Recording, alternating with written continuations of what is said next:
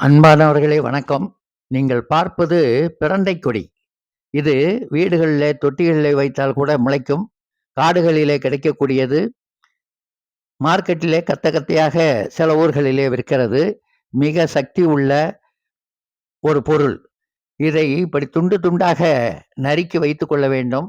இதிலே நாம் மூட்டு வலியை போக்கக்கூடிய, கால்சியம் சத்து அதிகம் கிடைக்கக்கூடிய ஒரு அற்புதமான உணவு பதார்த்தமான துவையல் செய்யப் போகிறோம். அதற்கு இப்படி எடுத்து வைத்துக்கொண்டு, கூடவே இந்த பூண்டை பாருங்கள். உரித்த பூண்டு தேவையான அளவுக்கு எடுத்து வைத்திருக்கிறேன். அதையும் நீங்கள் நன்றாக உரித்து வைத்துக்கொள்ள வேண்டும். மேலும் இது கூட சேர்க்கக்கூடிய இஞ்சியை பாருங்கள். அந்த இஞ்சியை பாருங்கள், தோல் உரித்து வைத்திருக்கிறேன். தோலை எடுத்துடணும். இஞ்சிக்கு மேல் தோல் நஞ்சு. எனவே அதை எடுத்து தேவையான அளவுக்கு இப்படி வைத்துக் கொள்ள வேண்டும். மேலும் இதற்கு சுவை கூட்ட மிளகாய், காய்ந்த மிளகாய் எடுத்து வைத்திருக்கிறேன். தேவையான அளவுக்கு அதை நாம் பயன்படுத்தலாம்.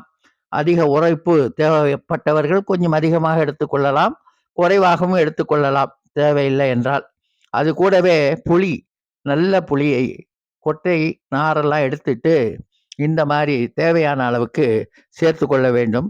இந்த துவையலுக்கு புளி அவசியம். ஏனென்றால் பிரண்டையினுடைய அந்த தன்மையை மாற்றக்கூடிய ஒரு தன்மை அதுக்கு இருக்கிறது. மேலும் சுவை கூட்ட நீங்க பார்ப்பது எள்ளு, கருப்பு எள்ளு. கருப்பு எள்ளு மிக சத்துள்ள பொருள் என்பது உங்களுக்கு தெரியும். அதையும் நாம தேவையான அளவுக்கு எடுத்து வைத்துக் கொள்ளலாம். மேலும் கருப்பு உளுந்து, தோல் உளுந்து, அதாவது தோலோட சேர்த்து தேவையான அளவுக்கு இப்படி எடுத்து வைத்தால் மனமும் சுவையும் கூடும், சத்தும் கூடும்.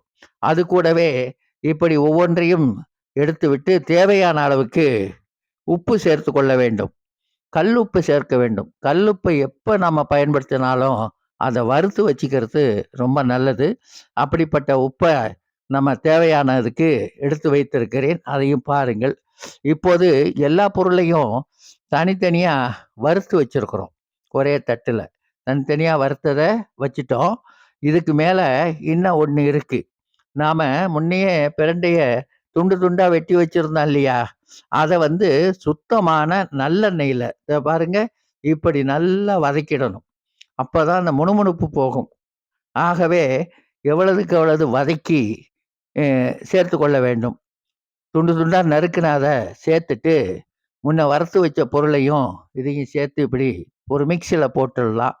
வசதி உள்ளவங்க, வாய்ப்பு உள்ளவங்க, முடிஞ்சவங்க அம்மியில் அரைச்சிக்கலாம். ரொம்ப சுவையாக இருக்கும்.